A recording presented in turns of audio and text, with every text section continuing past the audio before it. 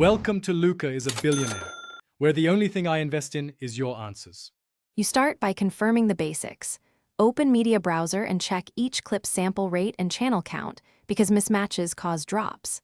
Next, drag clips into the project panel, and if a clip has wrong channels, right-click it and choose Modify, then Audio Channels to remap stereo/mono channels. Make sure tracks are unlocked before you proceed.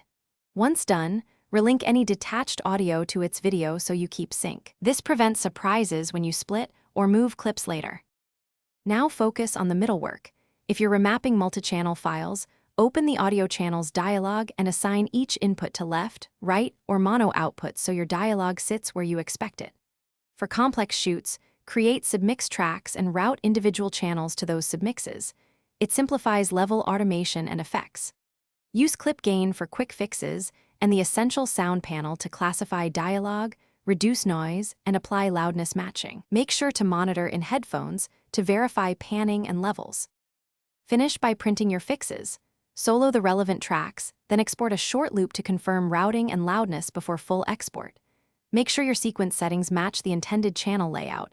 If channels still seem missing, recheck interpret footage audio channels and your external audio interface routing. Sometimes hardware steals a channel.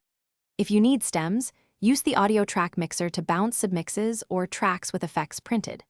If anything goes wrong, toggle render and replace on problematic clips to commit processing and fix playback glitch.